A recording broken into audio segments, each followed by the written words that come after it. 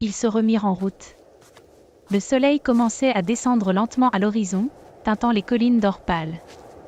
Leur voyage vers Nirvel venait de commencer, et avec lui, les premières véritables ombres du passé allaient se dévoiler. La nuit était tombée sur les collines d'Aquari. Le vent s'était calmé, et seul le murmure des vagues lointaines brisait le silence. Kiba, Erika et Erwin avaient trouvé refuge dans une petite caverne creusée dans la roche, protégée du froid nocturne. Erika dormait déjà, roulée dans sa cape contre un PAN de pierre, son fusil posé près d'elle. Kiba, lui, était sorti juste à l'entrée. Il était assis sur une pierre, les jambes repliées contre sa poitrine, le regard tourné vers les étoiles. Le ciel était limpide. Des milliers de points lumineux scintillaient, et la Voie lactée serpentait lentement à travers l'obscurité. Le jeune garçon ne disait rien, mais ses yeux étaient pleins d'une tristesse douce. Une habitude, presque. Tu ne dors pas, petit loup ? Erwin sortit doucement de la caverne, un manteau jeté sur les épaules. Il s'assit près de Kiba sans bruit, gardant ses distances. Kiba secoua la tête. Je faisais ça souvent, avec mon père. Regarder les étoiles. Il disait qu'elles nous racontaient des choses que personne d'autre n'écoutait.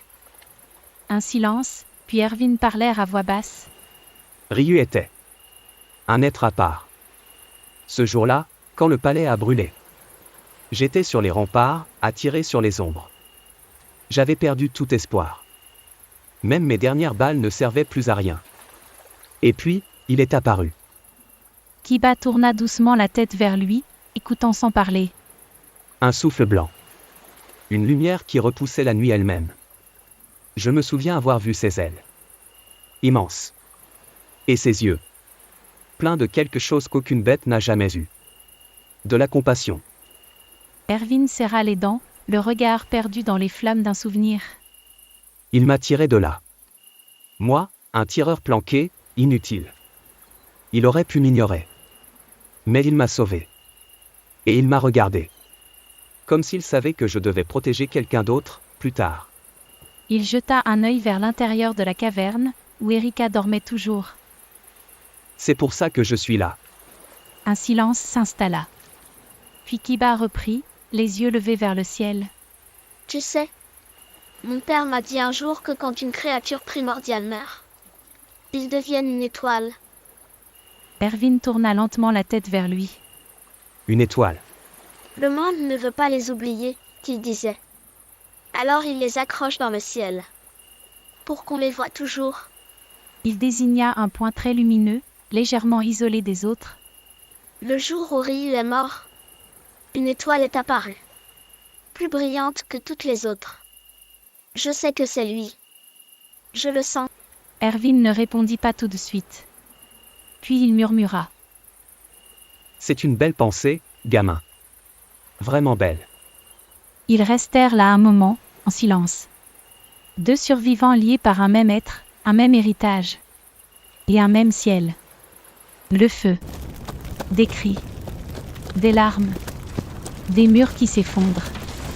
Le sol qui tremble. Erika courait. Ses jambes trop petites, ses yeux embués.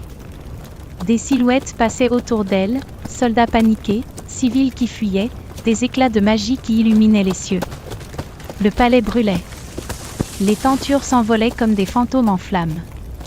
L'air était lourd, irrespirable. Protégez-la. Vite. Par ici. Une voix. Grave, puissante. Familière, mais si lointaine qu'elle semblait venir d'un autre monde. Protège-la. Coûte que coûte. Un éclair de lumière blanche. Une silhouette immense, ailée. Une aura paisible au milieu du chaos. Puis tout bascule dans l'obscurité.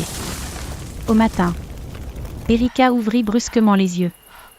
La caverne était calme. Le feu de camp s'était éteint depuis longtemps, remplacé par la lueur douce de l'aube filtrant par l'entrée. Des goélands hurlaient quelque part au loin. Elle mit un moment à reprendre son souffle. Son cœur battait encore trop vite. Sa gorge était sèche. Elle se redressa lentement, posant une main sur sa poitrine. Encore ce rêve. Elle regarda autour d'elle. Kiba dormait encore, roulé dans sa cape. Erwin était déjà dehors, sûrement en train de surveiller les environs. Elle s'assit contre la paroi, ramenant ses genoux contre elle. Des flammes. Des cris. Cette voix. Pourquoi je rêve toujours de ça? Pour elle, ce n'était qu'un cauchemar. Un souvenir flou, brisé, récurrent. Mais en réalité, c'était un éclat du passé. Un fragment de la nuit où tout a basculé. La nuit où elle fut sauvée. Sans jamais se souvenir de qui elle était.